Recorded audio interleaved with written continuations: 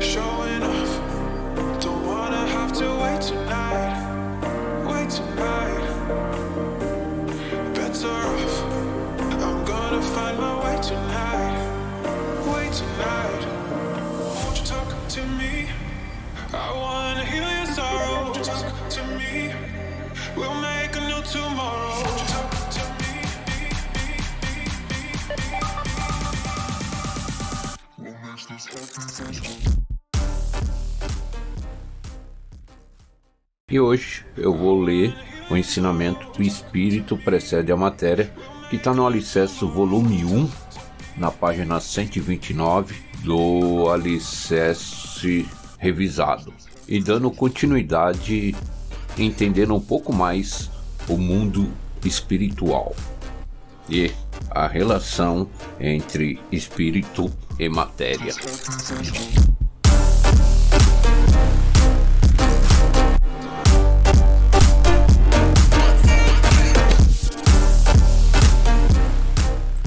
O espírito precede a matéria. Conforme me referi anteriormente, tecerei considerações sobre a relação entre a doença do ser humano e o mundo inorgânico, que chamamos de mundo espiritual. O ser humano é constituído pela união e integração entre o corpo e o espírito.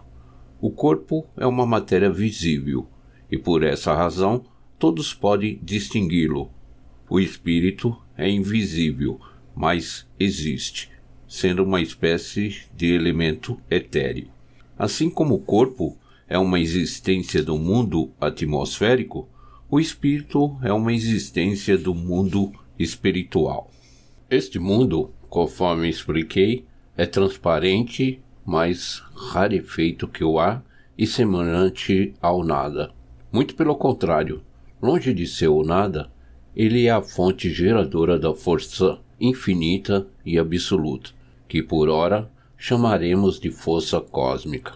É um mundo misterioso e inimaginável, cuja essência é formada pela fusão das essências do Sol, da Lua e da Terra. Tudo o que existe no universo é criado e desenvolvido pela força cósmica e, ao mesmo tempo, junta-se impurezas que são submetidas à purificação. É como o acúmulo de sujeira no corpo humano, que necessita de banho. Portanto, quando se aglomeram impurezas no mundo espiritual da Terra, ela se concentra num determinado ponto, e aí surge a ação purificadora da tempestade, que efetua a limpeza. Os incêndios causados por raios e pelo homem têm a mesma função. O mesmo se verifica com o ser humano. Se há acúmulo de impurezas, surge a ação purificadora, que é desencadeada a partir do espírito. As impurezas, ou seja, as nuvens espirituais, são opacidades que surgem no espírito, que é um corpo transparente. Existem dois tipos de nuvens espirituais. Primeiro, aquelas que surgem no próprio espírito e, segunda, aquelas projetadas a partir do corpo físico. Vejamos a primeira. O cerne do espírito humano é constituído de 3 camadas concêntricas, explicando a partir do centro, seu núcleo é a alma, que se assenta no ventre da mulher através do homem no momento da concepção. Por sua vez, a alma está envolta pela consciência e esta pelo espírito. O estado da alma se reflete no espírito por meio da consciência, e o estado do espírito se reflete igualmente na alma por intermédio da consciência. Desse modo, a alma, a consciência e o espírito estão interrelacionados, constituindo uma trindade. Evidentemente, todas as pessoas fazem tanto o bem como o mal durante a vida. Se a prática do mal for maior que a do bem, o saldo entre elas constituirá o pecado, que se reflete na alma e se transforma em nuvem espiritual. Por esse motivo, na sequência formam-se nuvens na consciência e depois no espírito. Então, com o surgimento da ação purificadora, ocorre a eliminação dessas nuvens. Durante o processo, o volume delas se comprime. Com isso, elas se tornam mais densas, concentrando-se em alguma parte do corpo. O interessante é que, dependendo do pecado, o local da concentração é diferente. Por exemplo, os pecados associados aos olhos, nos olhos. Os pecados referentes à cabeça, na cabeça. Os pecados relacionados ao tórax, no tórax. E assim por diante. Tudo de forma correspondente. Passemos agora ao segundo tipo de nuvens, isto é, as que se projetam do corpo para o espírito. Neste caso, primeiramente o sangue se turva e, como consequência, surgem nuvens no espírito.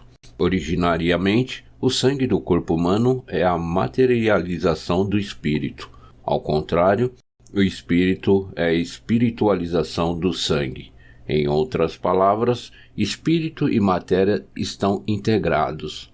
Assim, quando as nuvens se condensam e se refletem no corpo, transforma-se em sangue turvo. E, ao ficarem ainda mais densas, transforma-se em nódulos. Estes, depois de dissolvidos e liquefeitos, são eliminados por diversos pontos do corpo. A dor e o sofrimento decorrentes desse processo constituem aquilo que se dá o nome de doença. Assim, o que se projeta a partir do corpo físico é o sangue turvo. Então, por que surge o sangue turvo? A causa é bastante surpreendente. São os medicamentos que, paradoxalmente, ocupam a posição de maior destaque nos tratamentos médicos. Como todo medicamento é veneno, quanto mais utilizá-lo, mais o sangue se turva. E a realidade é a maior prova do que estamos dizendo. Portanto, estando a pessoa sob tratamento médico, não é de se estranhar que a doença se prolongue ou piore, ou que até surjam outras doenças.